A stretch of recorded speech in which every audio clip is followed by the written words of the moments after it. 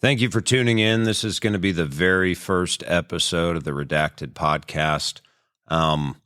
This is all new to us. This is something we just started doing a few months ago and putting the set together, building all this out, the lighting, microphones, audio equipment, audio board.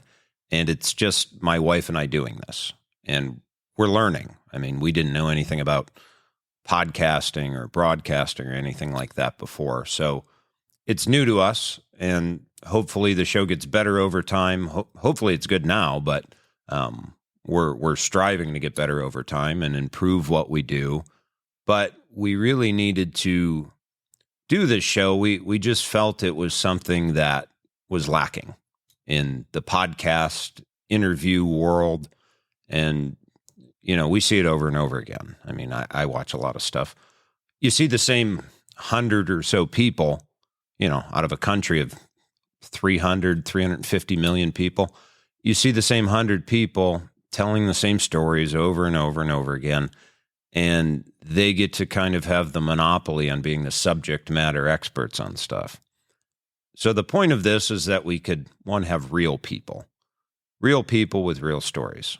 You know, not the celebrity scientist and the, you know, that influencer and this influencer. We wanted to hear real stories. Also, we bring our guest on anonymously. So that does a couple things.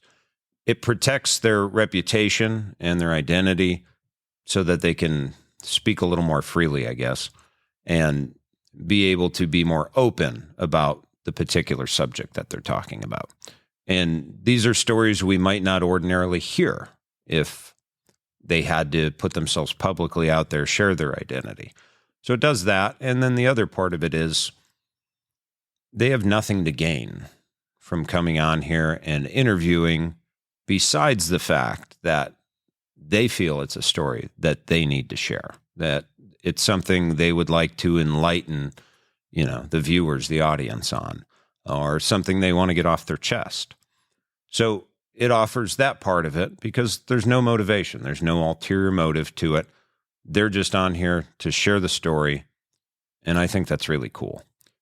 So our guest today is a crab fisherman from Alaska. He's been doing it for 30 years.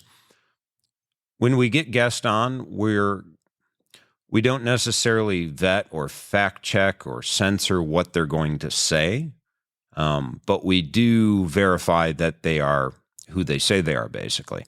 So, you know, we verified that he is a crab fisherman and he has this experience and he has basically the authority to speak about what he's going to tell us about today.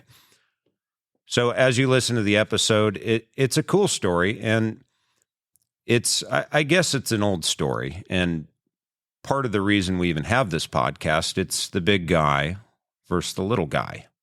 And you'll see that as the story kind of unfolds, and you can draw your own conclusions on why things are the way they are or why the crab season's been shut down for a couple years.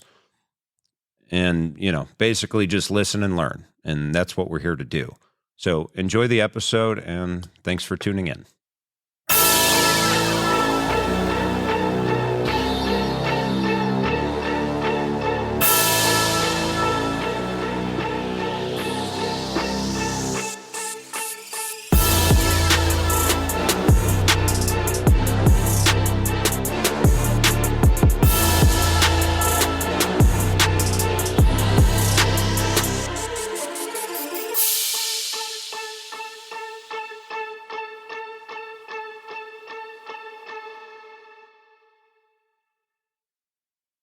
Okay, thanks for tuning into the Redacted podcast. We have our guest here today who's been so gracious to come under the guise of being anonymous. So he's got a hell of a story to tell. Really, really interesting. Behind the scenes back there, we got Pamela, who's been sworn to secrecy. She's not going to say who you are. I'm not going to say who you are. And we can talk freely. So how you doing? I'm good. How are you? I'm doing good, man. Good. So when you first kind of messaged us, you messaged us. So the idea is you've been a crab fisherman for a really long time. Yes. And the kind of headline or the subject line of your message caught me. It's like, there's a problem with king crab and snow crab, and the government is basically messing with the numbers, and the market's being manipulated, the catch is being manipulated. And I felt that a little bit, like when I saw that, because I like to do low country boils, seafood boils, cooking king crab, like I love it. And the price has just gotten outrageous. Like, I don't know, has it tripled? Even more so. Yeah, you can pay in Fort Lauderdale at a couple of restaurants, they're paying $100 a leg. Holy cow. cow. A leg. Holy cow. Yeah, so, but that's for, those really upper crust kind of people over there. Yeah. But not just me throwing it in a pot. Yeah, no, that's not us. But that price is still just the market price of king crab is ridiculous. Yeah, it is. It is. Well, it's because we haven't had the fishery for the last couple years, and basically most of the crab is coming from Russia. So, you were an Alaskan, so you were a crab fisherman in Alaska, and that's kind of your experience. How long have you been doing that? Well, I moved up to Alaska in 1970 with my father. He was in the Air Force and graduated high school in 79 and started working on fishing boats and tugboats. And that led me into the king crab fishery and the snow crab fishery out of Dutch Harbor. I started that in like 87-ish. Wow. Right there, right in that neighborhood. And really liked it, enjoyed it, and made some amazingly good money. Yeah. Yeah. Well, that's like kind of like people might recognize like Deadliest Catch, and that's Dutch Harbor, isn't it? Yes, correct. Okay. Yeah. Okay. Yep. They do the Deadliest Catch there. That actually has, before that show came out, I would be in a bar drinking, and what do you do? And I'm like, oh, well, I work in Alaska, I catch crab. I'm like, oh, okay. Yeah. Show comes out, same scenario. What do you do? Oh, well, I catch. Oh, like on the Deadliest Catch? Yep, like that. You're a fucking celebrity. And then here it comes. Are you on the show? I'm like, have you seen me on the show? So, no, I'm not on the show. So you didn't end up on the show, but I remember just when I spoke with you on the phone beforehand, you mentioned something about like they kind of take the drama boats. Correct. For the show, and then, but most of the fishermen are normal, good operating. Yes, that's correct. Yeah. As with, as with anything, It's entertaining. It's entertaining. You got to have that aspect of it. Yeah. So, yeah. Just a bunch of guys going out and catching crab with no problems isn't really entertaining. No, maybe. Not at all. Yeah. Right. Yeah. So you'd see like the Discovery cruise and shit up there, like. Oh, yeah. Yeah. Yeah. I know some of them. Yeah. Personally. Yeah. And I have worked on a couple of the boats. I worked on one of the camera boats. But they don't, they want you to sign a release. Okay. Right. To work on the show. Yeah. I didn't want to sign it. So. Okay. You're going to take pictures of me and stuff. You need to pay me. That's how I see it. So. Fuck it. Yeah. I mean, it's just not right, Yeah. The owner gets the money. If you look at the boats, all the captains are owners of the boat. Okay. That's because they can make decisions right now about whatever's happening. Okay. Right? You don't have to call somebody right? Yeah. The owner gets a certain amount of money per season. Okay. And if he's a good owner, he'll kick down to the crew. That's for the show money. That's the show money. Okay. The crew gets like any other boat. They got their quota, they're fishing, and that's it. Yeah. They can get sponsors. If you notice over the years, they've all gotten maybe patches or they can do that. Right. Like making their own little. Trying to make their own money. Okay. Right. Yeah. Yeah. So, they dramatize a few things here and there, but as we stated, you got to keep it interesting. Yeah. They're all pretty good guys. Yeah. Well, and if anything, it brought awareness to your job. Yeah, in a big way.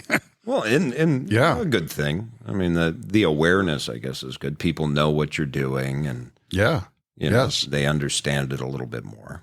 Even like in Europe, same thing. Oh, what do? I fish king crab. Oh, like deadliest catch. Yep, like that. Yep. There's some things they could do. Like one of the things I don't see is I had a group of boats I fished with, and so we would mess with each other constantly. Okay. And they don't do that very much, right? Like, for instance, I'll haul your trap and tie a 20-foot piece of pipe on it with the line going through it. So when you put it in there and get it up, there's a pipe in your pots 20 feet down there in the water. You got to get the crane, and it's a whole deal. Yeah, fucks you up a little. Yeah. Little prank. Right. You haul the trap, you put the bridle on the other side, you weld the door shut, put zip ties on it. At nighttime, we'll drift. You're in the middle of the Bering Sea. So you just drift, everybody goes to sleep. Yeah. Aha. Go over and you'd throw mayonnaise and eggs and yogurt and, whatever kind of old rotten food you got all on the boat. And just chuck it up. Yeah, and then take off. And they know it had to be one of the 5 boats, but they don't know which one. Yeah. Right? So all that kind of stuff, It sounds like fun. It was fun. Yeah. It used to be the kind of job that, it was a blast, your camaraderie with the guys. Yeah. And, we got some money too. All right. Yeah, fuck yeah. That's how it was. And it's not like that now. It's totally changed. As with many industries throughout the United States, it's changed. They're trying to do it for the money, and you can't do it for the money. You're going to go home after a short amount of time. They're trying to run it like too corporate, maybe. Is that kind of what you're? Well, I was talking more about individuals, like guys that come, like the young guys that want to work, and come. I gotcha. And it's not, the money's only going to keep you there for a little while. Okay. You have to really, you got to love it, enjoy it to do it, because it's brutal. Yeah. There's no doubt about it. It's brutal. You probably got to love your crew too. That bonding. Well, it takes a while to get it all figured out, right? Yeah. It's a sport team. Yeah, really. Right? It is. Really. It's the captain running with the guy on deck that's throwing the hook for the buoys. You got to time it, the way you stack the traps and coming back. It's all a whole effort by a team. Yeah. And that drama, you don't want that. No. That's what you don't want. Yeah. Right. Unless you're on a TV show. Yeah. Right. But you want smooth, easy, happy, good times, because you'll work 18, 20 hours a day, every day. Jeez. Every day. And for how long are you typically out? Like, is this for 3 weeks at a time, or 2 weeks, or a month? Typically 2 weeks, 3 weeks, right in there. Back in the day, right? Now those guys are 10 days, 14 days. Fishing's good. Yeah. They're doing well now. They just had another season. They let us fish king crab, 2.1 million pounds is what they allotted for the crab fleet this year. Okay. After being closed for the last 2 years. Okay. We'll get to that. That's right. Yeah. So, so they, so before we get to that part, maybe for people that don't know, and I don't understand a whole lot about it, how does crab fishing just generally kind of work? I know you're putting traps down, but there's certain depths you're trying to put them at, and certain species you're trying to catch, and or not species, but male, female crabs. Right. There's juvenile crabs. Yeah. So typically, like lobster, crab, all crab species, they will move up into the shallows near shore. Okay. And they will reproduce, and then they will shed their shell and get a new shell. Okay. Right. And that's how they grow. Like a lot of people like the soft blue crab. Okay. I don't like it, but some people do. And that's what they're harvesting them at that time. When they're shedding. So When they're harvesting they them shallow. just shedded. Okay. Right? They just shedded. They get the new shell, but inside the meat isn't, you're not solid yet. Yeah. Right? So it takes about a month or so right in there. Yeah. Once they feel they're good enough, then they start marching back to the deep. Okay. Where they actually live. Okay. Right? And you're trying to figure out where they're at in that path, right? They do this in the summertime, up in the shallows. Okay. And then towards the end of the summer, they start moving out. Okay. And we typically fish all that in the wintertime, all in Alaska. So king crab season. King crab, snow crab, barred-eye. And that's because the meat fill of the crab is really good. There's no issue at all. Okay. I'm sure you've had a crab, you cracked into it and like, oh, there's not much in here. Little hollow. Yeah, right? It didn't have enough time to grow out.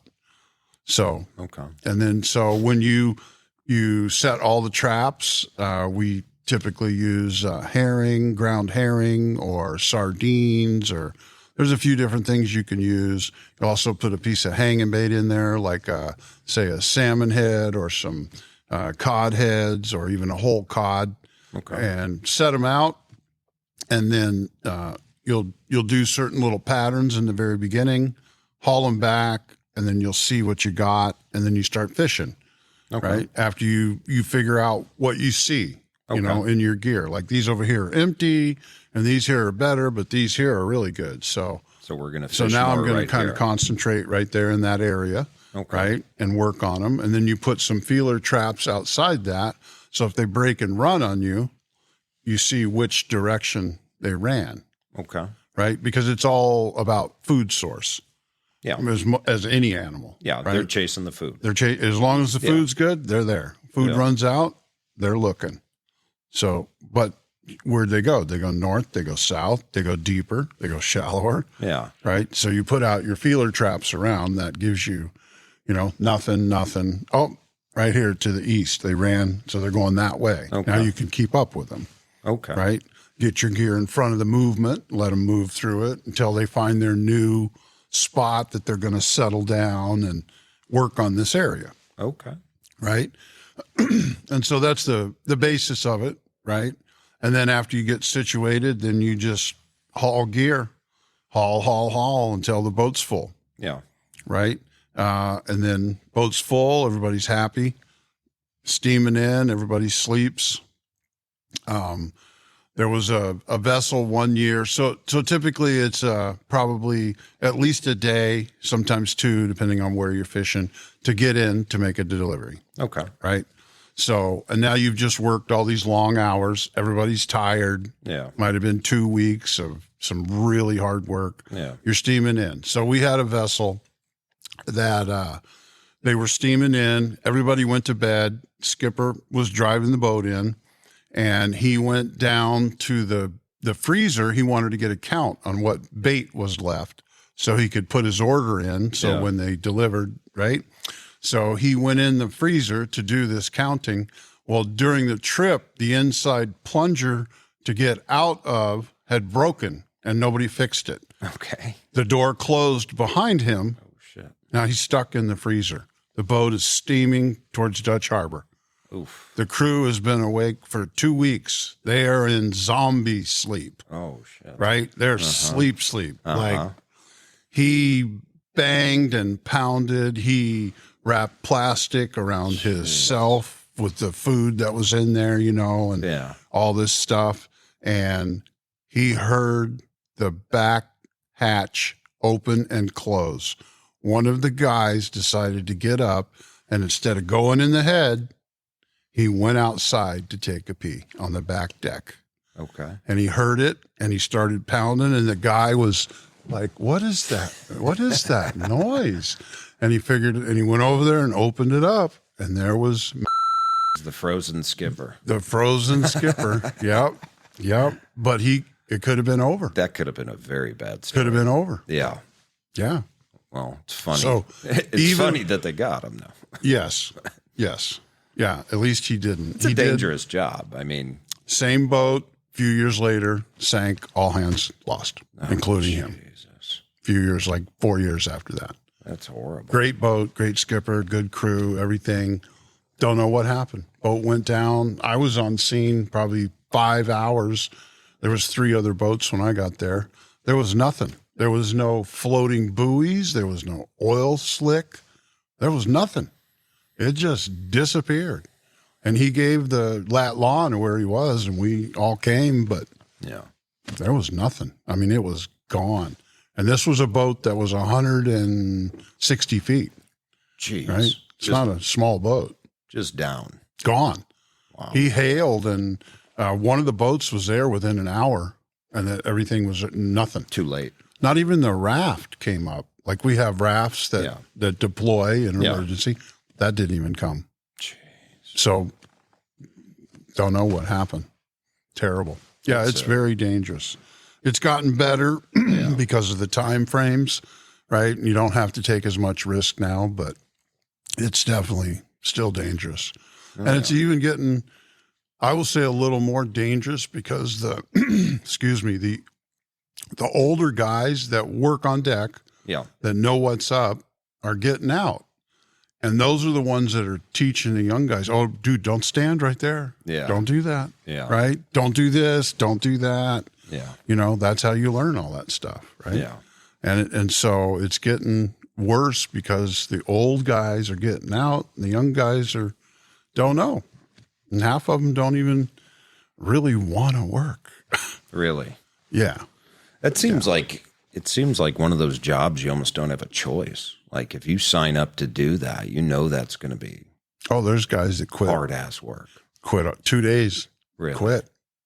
Jeez. So now, so a guy quits. All right. Yeah. So I say, okay. So we put 12,000 pounds on the boat so far of crab. Okay. So this is you. You're getting your crew share of 12,000 pounds. Okay. You're going to your room, right? Your stateroom, and that's where you will stay. Okay. Don't want to work. You don't want to work. We're not going back. You're still on. I'm not going in. That's not going to happen. No, you're still on the fucking boat. Right. We're making money. I can't go in. That costs money. I had to spend a bunch of money just to get out here. Yeah. Right. So no. So you're in your room. I usually leave you in there for the day. The next day I'll come and say, all right, here's the deal.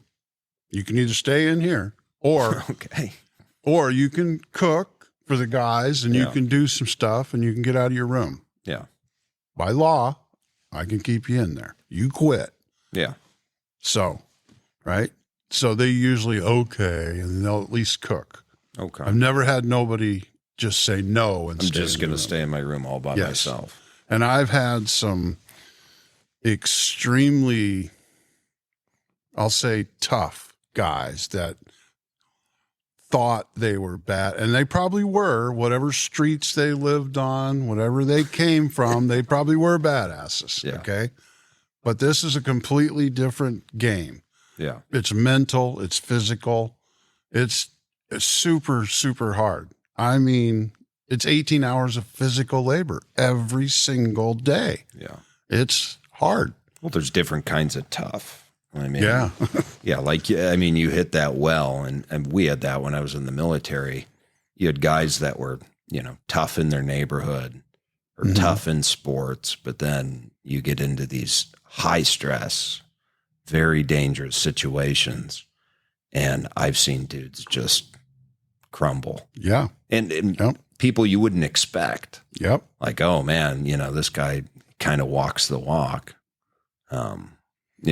Or it seems and talks the talk, but does he really have what it takes? And those environments, I mean, that's got to be similar to the military, being on a boat like that, where it's high stress and it's your team.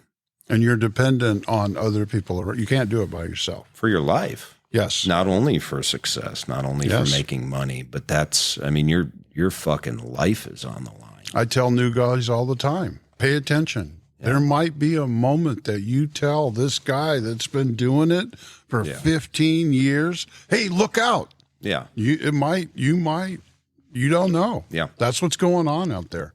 Yeah. It's you against Mother Nature. Yeah. It's a boat. You're in 30-foot seas. A crab pot weighs 1,500 pounds. So you put that on the end of a crane, right? Just the physics of that. Yeah. That And mass just swinging around. Yeah. So the crane, so you have to, when you're running the crane, the brakes they'll stop it, but it's going to go 10 feet further before it catches because of the roll of the boat. Yep. So you have to stop on the right roll to get it to stop. Jeez. Right. It's all a big timing thing. I loved it. I thought it was great. I was good at it. I enjoyed it. You know, like an adrenaline thing in a way? Absolutely. Yes. Okay. Absolutely. Yeah. There's all kinds of stuff. Like when you get all the pots on the boat or traps on the boat, you got to chain them down. Well, some of the boats, they hang over the side of the boat by 2 feet. I've seen that. So you got to climb down the side of the traps. Mm-hmm. And if you fall, you're right in. You're in the drink, man. You're in. Yeah. Yeah. I fell in February fishing Opies in the Bering Sea. Oh, jeez. I fell over the side of the boat. That just sounds cold as fuck. It was. I went in, flipped up, looked up at the boat, and the first thing I said is, wow, this is really big. And then I said, I'm drifting away. And then I said, there's like not really anything to grab onto. Huh? I never thought about it, right? Never thought about that. But I'm in the water. So as this is all going through my head, my partner is on deck and he's got a face mask and he rips the face mask off and he looks at me and he goes, "You're in the water. Like, what are you doing?" Right? And then he reacted and they sent the hook down and I got right back on the boat. So luckily. That just sounds so like subtle. Like your reaction, his reaction. Yeah. Well, I feel like you'd be like freaking out, like, oh, fuck, I'm off the boat. But you're just like, man, this is a big boat. You got to stay calm. Yeah. Right? Yeah. And I've been on probably, 3 fires and 4 sinkings. Okay. All saved, all managed to make it. I've only been on one boat that sank on me. It's a pretty good record. Right? But it's about being calm and guys that you think you can count on. Mm-hmm. Like I knew one of the guys that worked with me, he was one of those halo guys, the high altitude, low entry guys. Yeah. Yeah. Those are some crazy gentlemen right there. That's crazy shit. That's a crazy gentleman, right? Yep. Solid worker, solid deckhand, great guy. He was on a boat. We had an emergency. Frozen like a statue. Him and another guy. Like a statue. Jeez. I fixed what we had going on. It was a steering thing and a pump thing filling up a tank. Anyway, got it fixed. I got done. I'm like, so what's up? What the fuck happened, man? Is the raft ready? Do we got blankets, flashlights, food, water? Are we ready to get off if we have to? Yeah. No. Okay. So what do you think? So you frozen. Maybe next time? I hope. Yeah. The one guy, different boat, 2 years later, was the hero of the boat. He reacted, took control, made it happen. Boat completely sank, went down, flipped upside down. The line from the life raft started wrapping up in the propeller because the boat was still in gear, motor running. Yeah. Right? There's supposed to be, it's called a painter knife in the raft, and you're able to cut free. Yeah. It wasn't in there. He chewed through the line and broke a tooth. No shit. Yep. 1/2-inch line. Holy chewed through fuck. that like a rat, right? Holy fuck. But got it done. Because it was lives. Winding them up into the propeller. Like, boom, boom, right? Yeah. Yeah. But he made it happen. Jeez. But some guys you can count on, some you can't. I've always had a very calm demeanor about me in all these different situations I've been in. Yeah. I just have a knack for it, however, right? Thank God. But I don't think you could do it otherwise. Absolutely not. It would stress you the fuck out. Yes. Like if you're high strung. Well, just being out there. Yeah. Right? You could let your mind run wild with what if. Yeah. I mean, you're 300 miles offshore. What are you going to do? Yeah. Nothing. Freezing it's cold you water. Against the elements. Yeah. you know, and as a young person, bring it. Let's do it. Yeah. You know? Yeah. Yeah. I got off on it. Yeah. I did it again. You know? It's confidence. Absolutely. Yeah. I've been there. Yeah. Of course I know you the feeling. have. I know Yeah. the feeling. So, and I think part of what people miss maybe a little bit is, you know, you're out there, you're doing a job. It's dangerous as fuck. But, I mean, you're feeding people. This is putting food in people's mouths. And not only from what you're fishing, but, I mean, there's small businesses. There's people feeding their families off of this that have been. And this is a way for them to make money. I mean, it's something that's very important. I mean, we look at it as, you know, maybe from the outside when we don't think about it, but like kind of like a farmer or something. Like this is food. This is food people need. Same scenario. Yeah. And without people who are fishing, raising livestock, raising crops, I mean, we'd fucking starve. We're in a world of hurt. Oh yeah. There's a lot of people to feed. Yeah, I mean, absolutely. Yeah. Well, that's why you have all aquaculture coming on strong. You know, you've got mass production farms here already with pigs and cattle and chicken, and they can't even keep up. Yep. You know, that was the whole 8 billion people in the world mark. And it's, in my opinion, it's because at 8 billion, you are maintaining your food. Your food can't really grow any more than it already is. It's maxed out. Yeah. But people are going to, so now you're going to go the other way, right? You're going to get more people and less food. Mm-hmm. And it's hard to fix that. They say by 2035 that half of the seafood will be derived from fish farms. Wow. Right? So it's a big, it's coming, right? I mean, people got to survive. You got to survive. So kind of then on that note, and I mean, kind of the antithesis of what we're talking about here. What is the government doing with the snow crab and the king crab? I mean, considering that, you know, people need this food, people need this money, it's livelihoods. It's not only the people working on the boats, there's a lot of ancillary industries. There's a lot of ancillary small businesses, distributors. I mean, there's people all the way down the line making money. So what was kind of your experience and your story from the beginning with how they're messing with basically the fishery? So it's kind of like, Blank Mart coming into a town, and forcing out Blank Mart, right? Coming in and forcing all the mom and pops out because they can't compete. Yeah. In Alaska, you have Wendy's, McDonald's.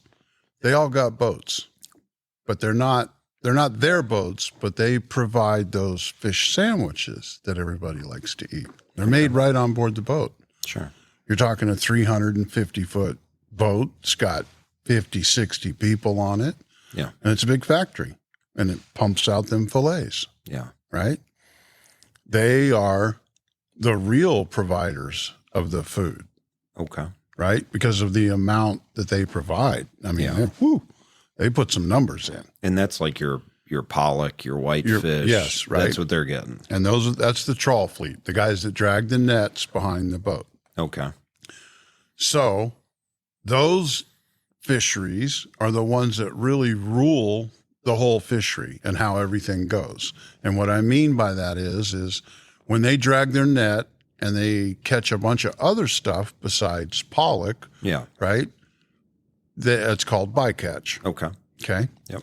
The problem with it is it comes up all dead because it's been pulled through the ocean and the fish are backwards and they're all dead. So you got to give it all back to the earth, right? Okay. They have lobbyists in the United States of America in Washington, D.C. that say, hey, we need this and this for these boats to operate, meaning they want quota. They want bycatch quota, right? They want it to be increased. They want it to be increased so that they can still operate. What happens when they reach their bycatch quota? They have to quit. Okay. They can't be out there anymore. So this keeps them on the water longer. That keeps them on the water. The machine, it keeps the machine running. Okay. Correct, right? So now they're given the bycatch numbers. Each year, the fisheries will do king crab. Okay. The king crab fishery, they come and they say, okay, we're going to do a survey. They're going to hire 2 boats to go out and survey the stocks. Who's doing the survey? This would be NOAA, National Marine Fisheries. Okay. Right? Government entities. Okay. Right? That govern those fisheries. Yeah. Right? So they're going to come and they're going to do a survey. Now, I question why they do the survey. And the reason I question it is because a vast majority of all the boats in Alaska, commercial fishing, the hook boats, meaning the longline boats, the trap boats for crab, and the trawlers all have an observer on board from the federal government. Okay? Like a NOAA observer. A NOAA observer on the boat to collect data about what you're doing. Right? That's what they're on the boat for. On the big boats, they have 2 of them. Jeez. Right? So there's 24 hours. They monitor each other, but they collect all this data about what's going on, you know? Yeah. Like or a king crab boat that say, okay, the next trap that comes up, I want to survey it. So we'll stack it in the corner and they'll open it up and they'll go through the whole thing, measure it all, everything. Right? And then they stand there the rest of the time and they look and, you know, they write stuff down about what we're doing, all this information. And they're marking where you're at, your location. Yes. They have to have full access to that. Yes. Right? Okay. And some of them don't understand how that even works, right? Like lat lawn. Yeah. But okay. But so they get all this data and they send it in. Okay. That's quite a bunch of data every year. Every fucking boat in Alaska. Every season, right? Not every boat. Well, it's like 80% or so. That's right? a lot of boats. You also have to be a marine biologist to be an observer. Okay. Right? So you got a degree that you actually know what you're looking at. Okay. A lot of these people have to be like fresh out of college, though. Absolutely. Going to save the world.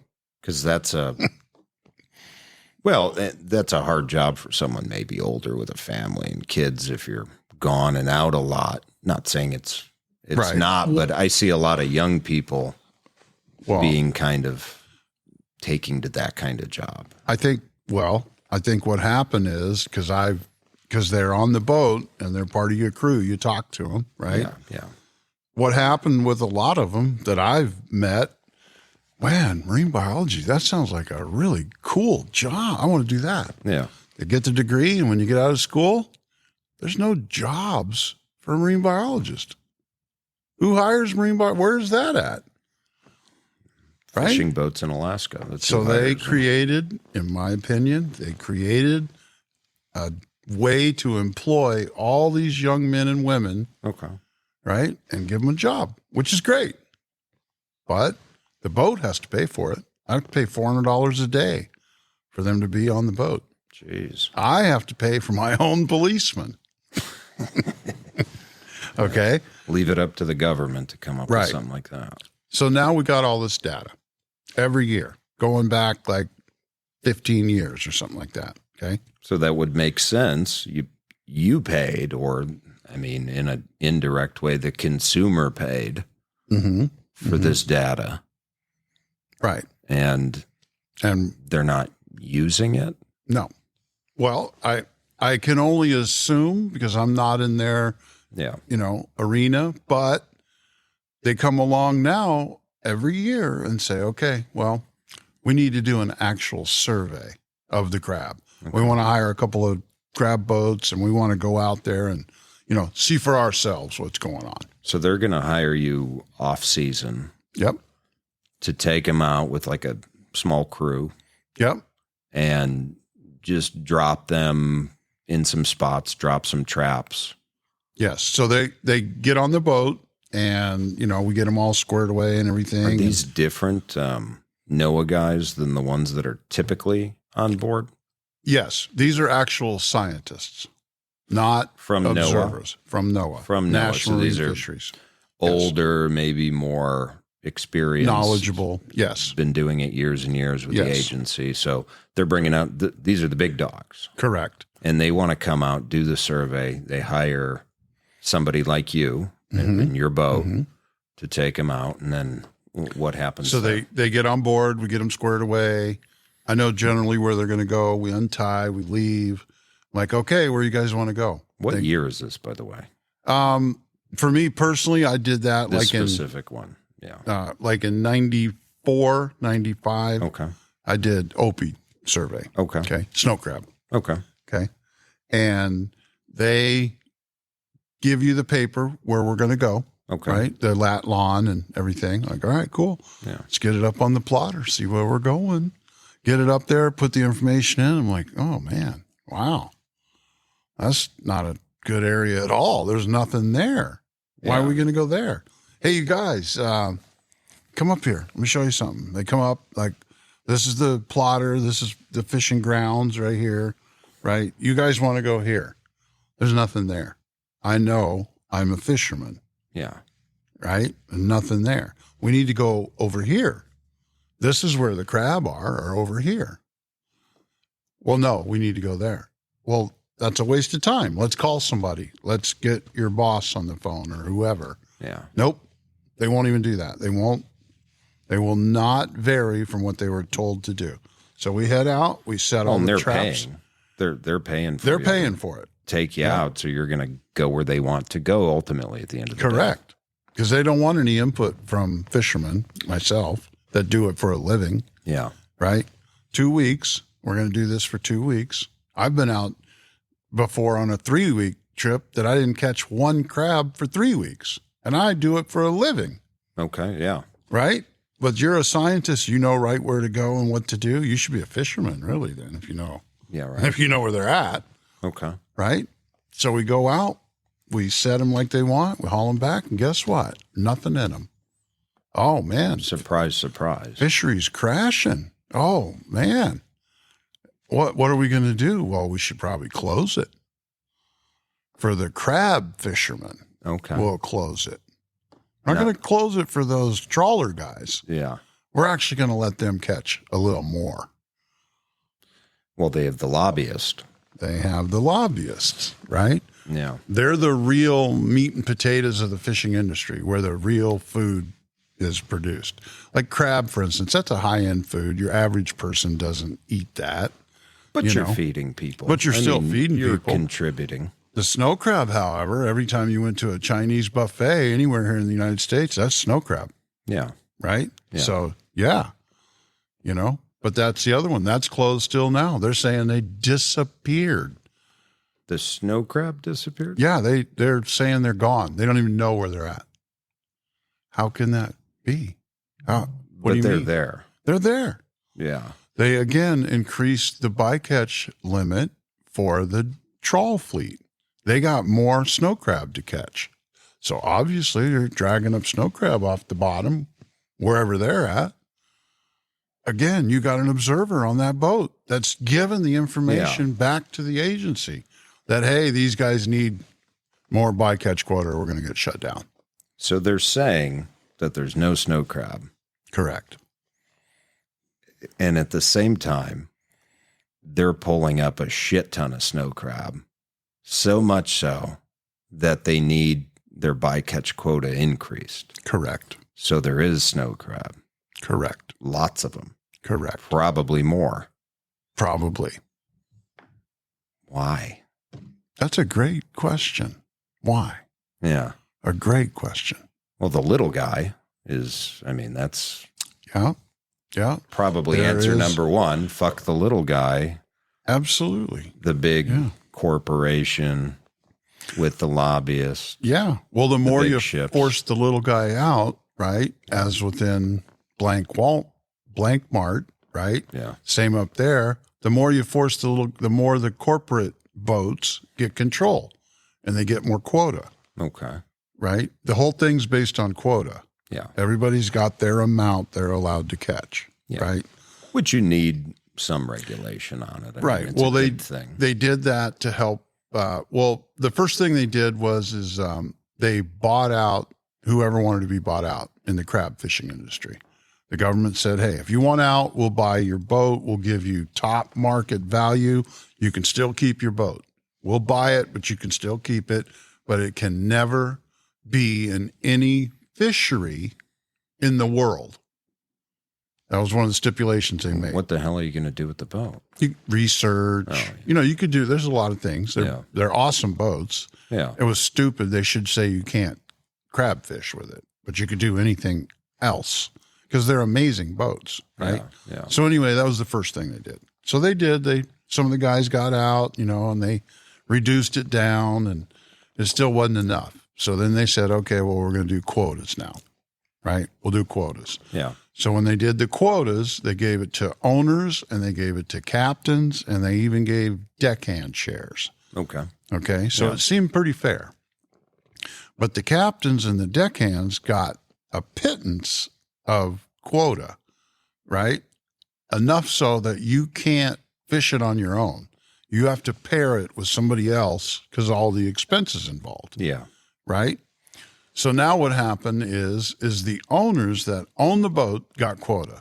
Oh, wow. Hey, you know what I'm going to do? I'm going to lease the quota to myself.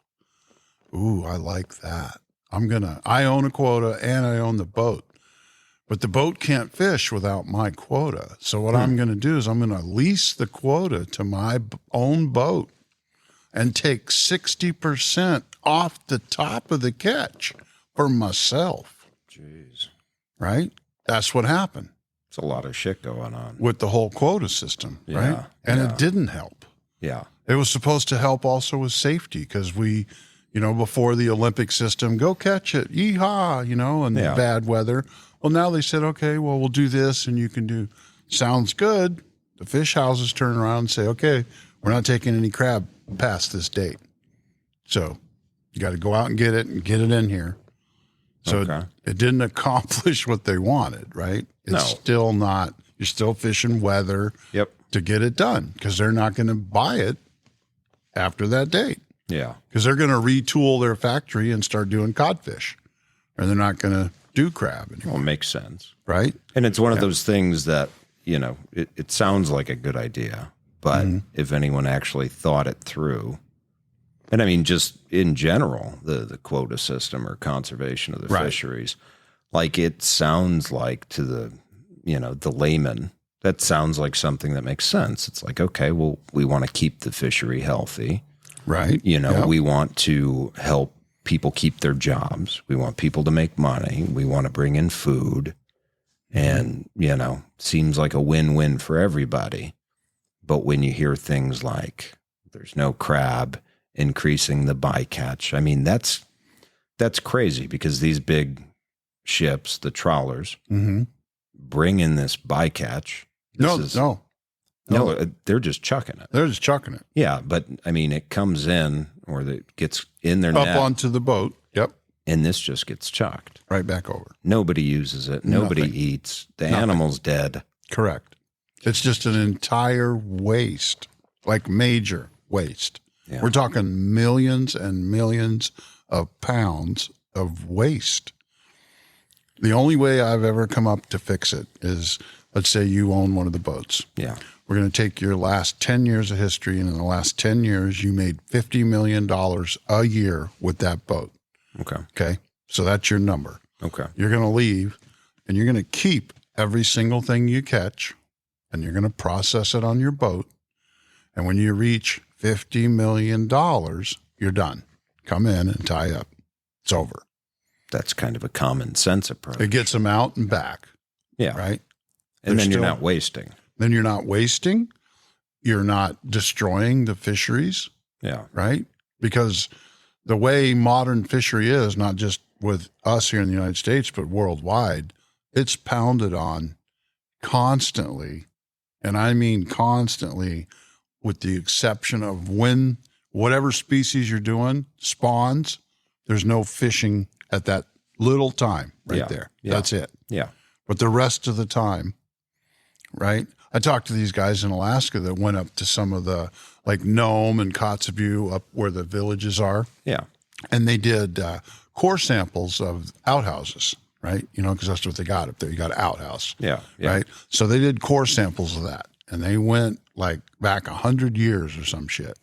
And what they found is, okay, this tribe right now, or whoever's using this outlet, yeah, they've been eating halibut like for 2 years. Okay. Now that's done. Now we're going to do codfish. No halibut anymore at all. None. All codfish. Okay, that's done. Now they switched to redfish. Now they switched to crab. They had all these layers of how the natives ran their system. Yeah. Because because they just go right there. They don't go away. Yeah, they're not going far. It's just right there. But if you overfish it and then switch, then you eliminate all of it eventually. So they had it figured out. They gave it time to rest. Some rotation. Yes, like rotating crops, so to speak, right? Which the big farmers don't do anymore either. So, give them pesticides and all that fertilizer. But same concept, right? Yeah. But that's what's going on worldwide. The fisheries are being pounded. You have technology now. You have machines now that'll tell you what fish it is. Not just that there's some fish on the screen. Yeah, that's pollock, that's cod. It tells you. So you're scanning. Yeah, the machine. From the surface, and you can tell exactly what's there. Before it was just colors, red and like this, and you can see the fish, right? But you don't really know what they are. Yeah. Right? But now they have technology that tells you what they are. Jeez. Right? And that's what's going on. The technology we should be able to use that. Yeah.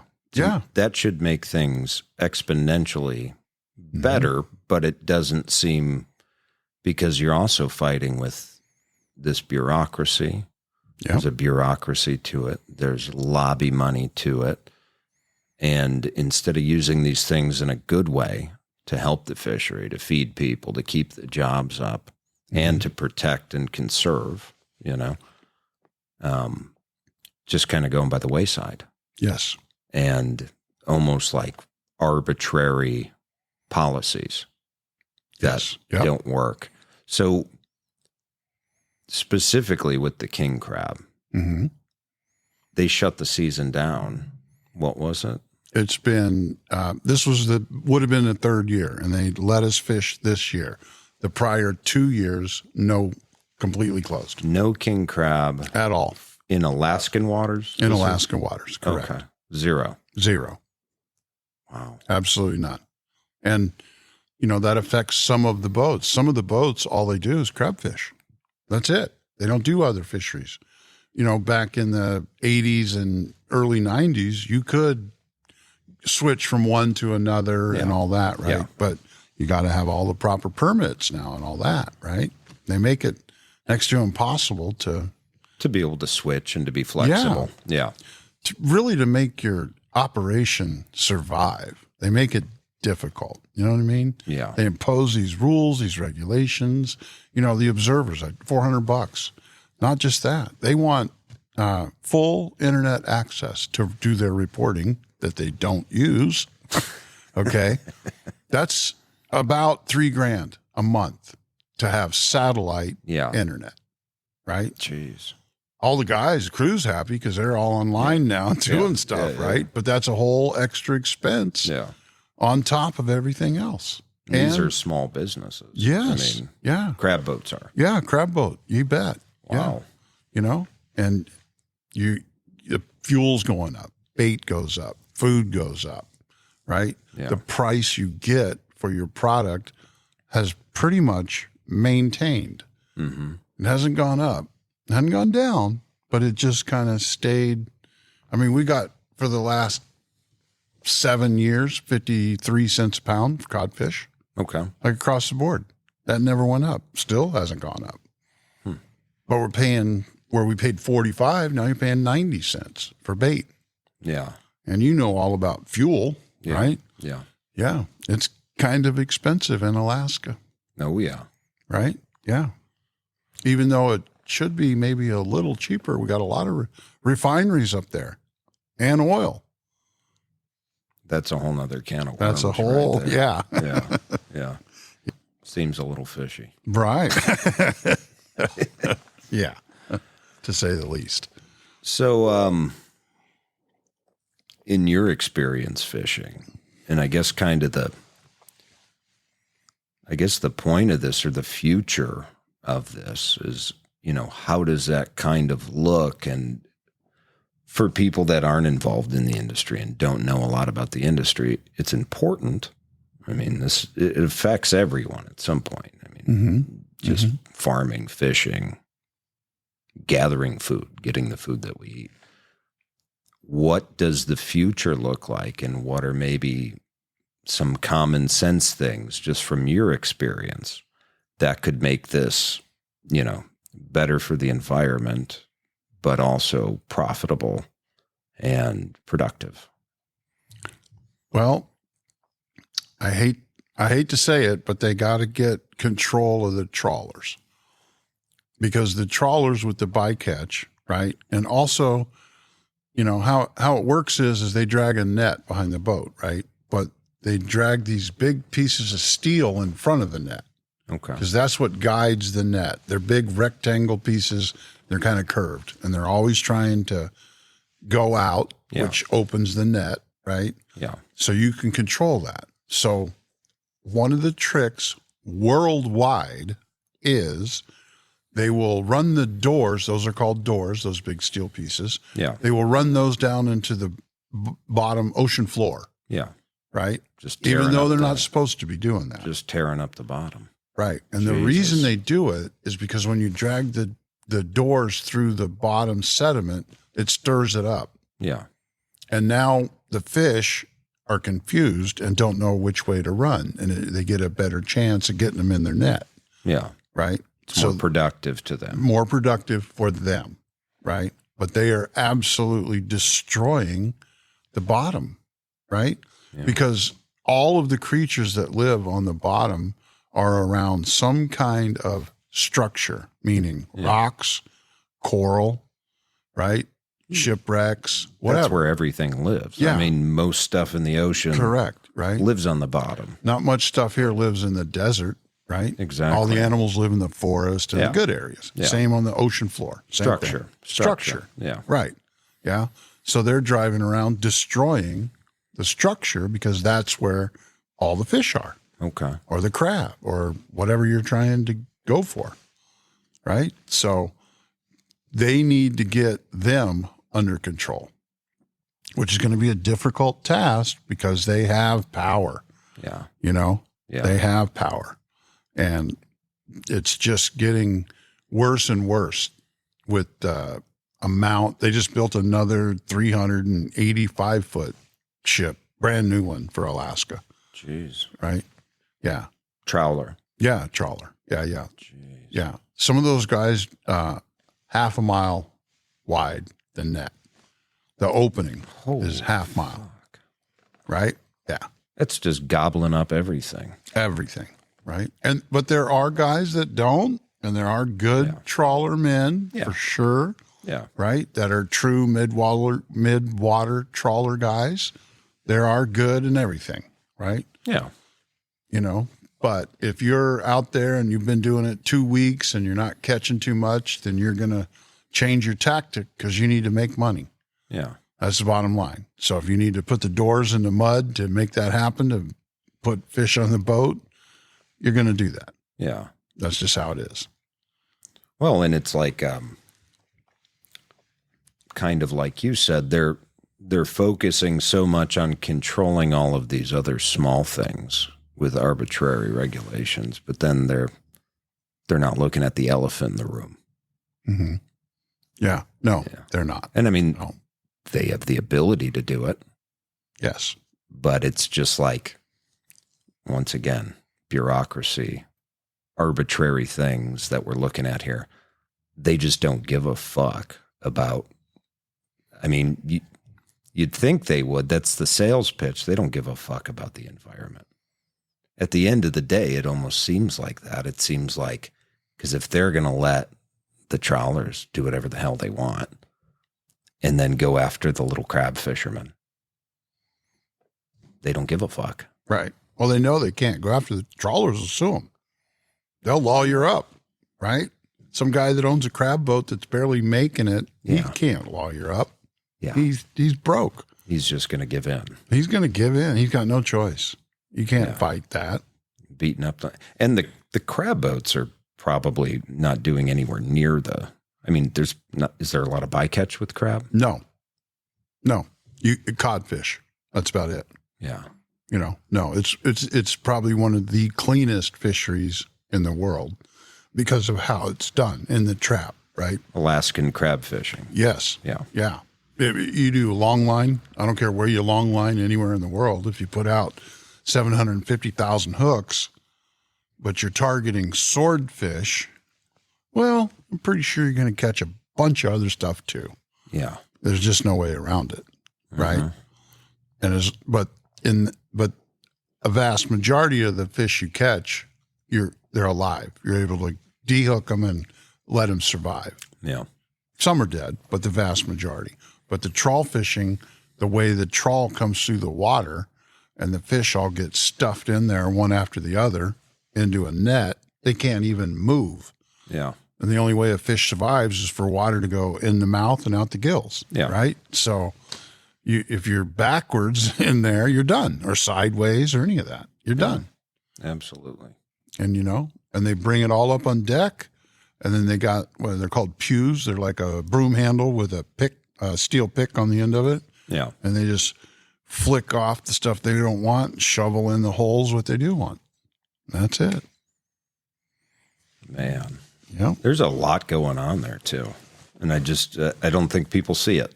No, absolutely. No. It's like, I don't know what the name of that documentary is. There's a documentary where they're talking about ocean plastics and ocean litter. Oh, yeah, yeah. Mm-hmm. And, we're doing stuff like paper straws, which is, what did they say? It was a 1,000% right of what they find in this. What did they call that thing? The Pacific. The garbage patch. The Pacific garbage patch. Yeah. They got this thing out there. It's filled up with just about everything else besides plastic straws. Correct. So, in these, I know a lot of countries in Asia are just dumping garbage. Yeah. We still do it here in New York City. Yeah. All that. They take barges out and dump it. Just right into the ocean. Yeah. Still today, it's being done. Really? Yeah. Yeah. And here we are with Number paper one, straws. So people are like, I've worked more than half my life on the water, right? Yeah. Been out there. And people are like, well, what is the most prolific garbage you see? Number one, Mylar balloons. Really? Number one. And I don't know if it's because they're flashy. Yeah. And you can wow, what is that? Yeah. Because when you're out there, that's what you do. You're like going somewhere. Oh, what's that? Let's go see. Right. Yeah. So you cruise over there, and it's those balloons are by far the most trash I see. Well, those things are fucking indestructible too. Right. And 99, they just let them go. Like birthday balloons and shit? Yeah. Birthday, anniversary, all that.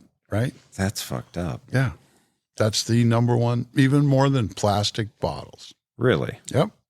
Just a ton of fucking Mylar balloons. Yes. But by and large, in all of my travels everywhere, it's like, there's a little bit of garbage and then nothing for miles and miles. And then there's something. Yeah. I've never seen the Great Pacific Garbage Patch. I've been where they say it is, and I didn't see it. Yeah. I'm not saying it's not out there, but I didn't see it. Okay. So I don't know. But they're obviously doing good, and I hope they keep up that good work. It definitely needs to be cleaned up. Yeah. For sure. Well, and I mean, fishermen, when you're talking about the water, I think in just even my fishing, my own recreational fishing, and talking with fishermen and commercial fishermen, like some of the best stewards of the environment are the fishermen, or if you're talking about hunting, it's the hunters. Because they're out there, they're relying on this in one way, shape, or form. They're working in it all the time. They're seeing things firsthand. So if anyone wants it well taken care of, it should be them. And they know how it works. Exactly. Right. That's the other part of it. Like for instance, king crab. There is a size limit of what you're allowed to catch, and that is measured across the back of the crab and not including spines. Okay. So it has to be a certain width, okay, for all the crab. Yeah. Okay. Yeah. People say, oh, that's because that's what the market demands. No. The reason it's done is because in the life of a crab, you're harvesting out a grandpa that's out of the cycle. Right? They're not making new crabs. They're not in that. They're not that young male over there doing their thing. Eating grandpa crabs. Yeah, we're eating grandpa, right? But that's the idea. You don't destroy the fishery. You're harvesting out something that will not affect that. That's right? a good thing. That's a great thing. Yeah. Right? That's a great thing. Yeah. Huh. Yeah. And when you do catch crab with a bunch of eggs and females, Yeah. get them back in, be nice, all that stuff, right? You're taking good care of what is. It's your future. Your future. It's your future. Yes. And that's something I think everyone's got to keep in mind. Absolutely. Yes. These guys out here, like if you had to get a message across, I think that's part of it, is these guys out here like yourself know what's going on. And maybe we should be listening to them more. Mm-hmm. People like yourself, the Right. people who are out there and the people who it affects, instead of, scientists or lobbyists, and they don't seem to be really putting your voices out there. No, not at all. And that's something I was excited to bring you on for, because I think that is important for other people to be able to hear, right from the horse's mouth, so to speak, what is going on with commercial fishing, instead of, newspaper articles and Right. talking heads and people who just aren't involved in it. Yeah, because it's across the board. It's all the West Coast and the East Coast. It's the same government agencies monitoring all of that, National Marine Fisheries, Yeah. or NOAA, Yeah. or some cases it's the state, but the state still coordinates with the feds, Yeah, right, on what they're doing, exactly. right? Yeah. But it's the same everywhere. It's the fact that I don't understand what's wrong with saying, hey, we want to do a survey. We're going to hire you. Please go find whatever we're trying to find. That's what you do. Yeah. I'm not a scientist. I can't science. You can't sign. I can't science. No. Okay. But you can fucking fish. But I can fucking fish. So why don't you hire me to go get what you want and let me do it the way I know how to do it, not the way you as a scientist want to do it. That don't work. Yeah. If it worked, you'd be an awesome fisherman. Right? If you could just zoom right out and land on them. Wow. Well, and if we let people who are the experts do what they're the experts at, and, if I think so basically what you're trying to say is get more input too. Yes. Yeah. Yes. Actually, all the input. Yeah. Right? Yep. Because that's what I do. Yep. My whole life, or the vast majority of it, is catch crab. Yeah. What's weird is that in Russia, we had scientists on the boat. Okay. Mm-hmm. They would come up and say, big problem. And when they put the word big in front of problem, it's a big problem. We have big fucking problem. Yes. Da. Yeah, da. Yeah. I'm like, all right, what's the problem? They're like, we catching no samka, no females. Yeah. I'm like, well, I can't sell females, so I'm not catching females. I don't want females. Oh, well, we need females. Okay. We can do that. Yeah. So we stack 10 pots on the boat. I drive over 20 miles, splash them in the water. A couple days later, come back, full of female king crab. They're like, perfect, everything good. Yeah, woo, fishery strong. So Russia gets it. Yeah. What the fuck is that? They get it. They're like, yeah, whatever. You know what you're doing?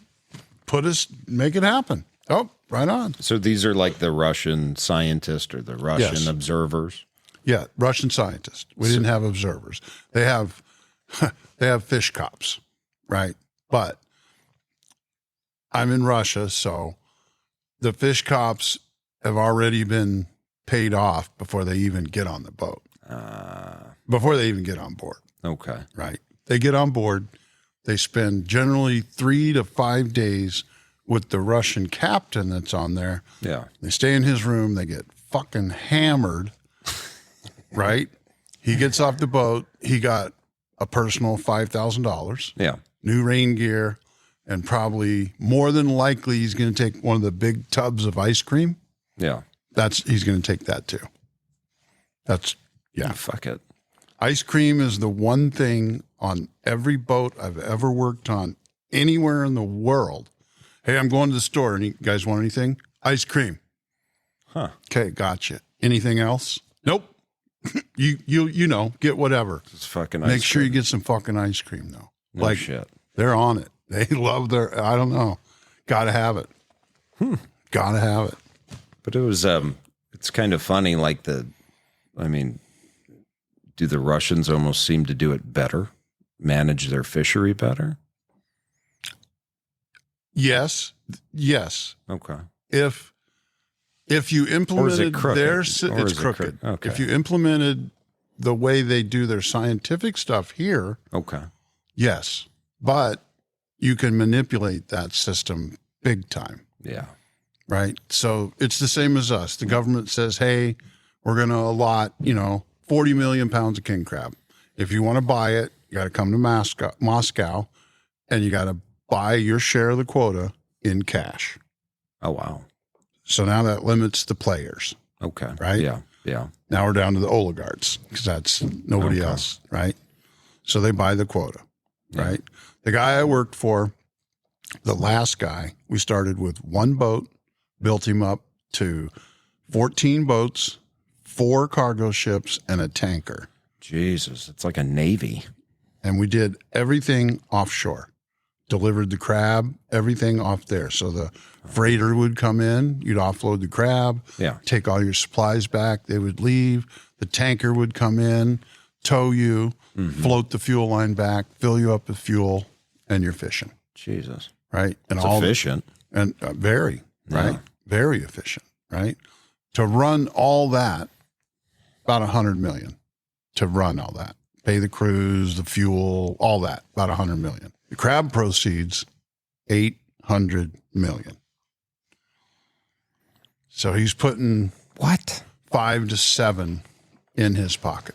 That is a fuck ton of money. The last guy was oil and gas and lumber before I even got involved. He wanted to be a fisherman or do the crab thing, and my phone rang and he's like, hey, you come here, maybe speak me, and maybe because I worked on the Kamchatka side first, on the Alaska side. Yeah. This is entirely on the other side, the Bering Sea, and I hadn't been over there yet. Yeah. So my name got out there, and I'm like, yeah, I'll come and sit down with you. We can, talk about it and everything. I spent 7 years with him, liked him. One of the only Russians I worked for that when you shook his hand, he said he would do it, he did it. He was honest. Yeah. Right. That's a goddamn good thing. Yeah. Yeah, he was good. I enjoyed all that over there in Russia. It was a blast. So, with all of this experience in fishing in Russia, fishing in Alaska for a lot of years, what do you think, to kind of round this all off, to finish this off, you're one of the old guys, the old veterans in it. Mm-hmm. What do you think the next few years are going to look like for Alaskan king crab? Because I want some, and I don't want to pay that much. Just my own selfish reasons. I hear you. It is good. What's your crystal ball say on it? I would say that we're still going to struggle. They're still going to lowball, right? Yeah. Even though those guys went out, most of them did 10 days at the most, came back in, caught their quota, done. 10 days. Right, 10 days. Jeez. That's fishery's terrible though, right? It's horrible. For a year. Yeah, that's it. It's That's their quota for a year. For the whole year. 10 days. 10 days. That's incredible. Right? Yeah. You and that's all that fucking boat's used for? Yes. A handful. Yeah. And some of the other ones do tendering, which is in the summertime you go and tender for the salmon fishery. Yeah, yeah. Right? You do that. And that's guaranteed contract, and it's usually 3 months, and then you crab fish, and then that's it. Right? But still, those boats you're going to put, majority of them you're going to put at least 15,000 gallons of fuel on it to go do anything. Yeah. So 15 times $5. That's a lot. Right. That's a lot of fucking gas. That's just to leave the dock to go do something, right? Jesus. And Mr. Owner guy that's got it up front. Yeah. There's no like, I'll pay you later. Yeah. Putting $7,000 worth of food on there. Yeah. For your crew for a 3-week trip. Yeah. You got bait. You're going to spend another 12,000 or so on bait. And that's all right off the top. That's comes before you've made one. Food, fuel, and bait, and taxes. And if you got a lease fee, that comes off too. Right. So these guys struggle. Absolutely. And you don't, without some big changes, you don't see it getting any better. Absolutely not. Nope. It's got to the point now that it's having a hard time recovering. Yeah.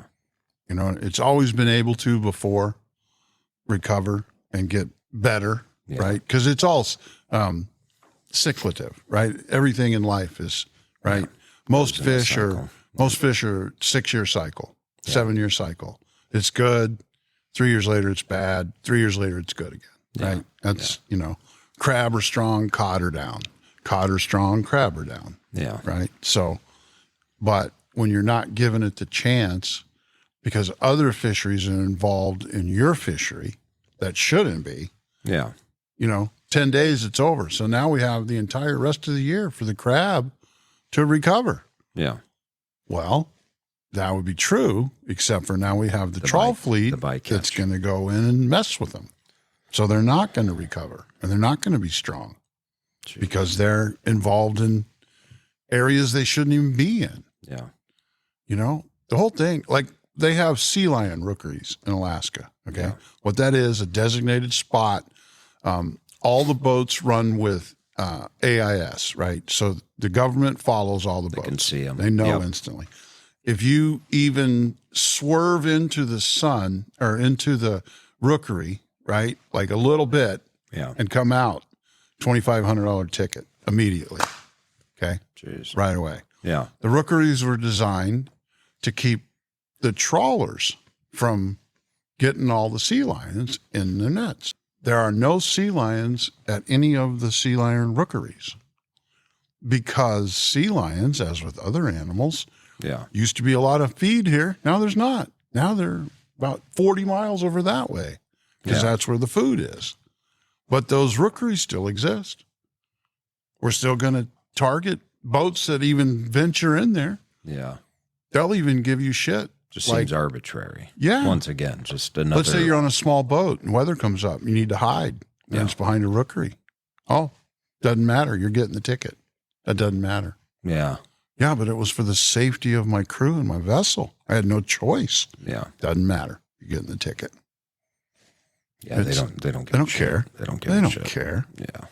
None of them care. Like what is actually like National Marine Fisheries? What do they actually do for the fishermen? Exactly. They are against everything we do. They don't help you.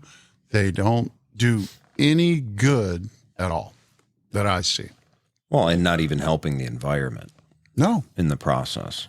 Like you could see if there was another side to the, okay, we have to be there for, I guess, the environment or the fishery, the physical fishery. Right. And, the fishermen are kind of the other side of this. So it's a balancing act, but it's not even that. Right. From what you're saying. It's just like arbitrary, kind of useless and not helping anybody out. And it's across the board, right? Yeah. Like we live here in Florida. Okay. Yeah. Have you ever, can you buy lobster anywhere around here? No. We live in Florida. Why not? Right? I don't know. Why not? There's a huge fishery in the Keys and Miami. Yeah. All goes to China. Really? Red lobster gets theirs from Honduras. We don't buy our own lobster. We don't even buy our own stuff. And that's a problem, right? You're importing all these other places for money to be made by whoever, right? Yeah. But yet your own people are suffering because it's going somewhere else. Yeah.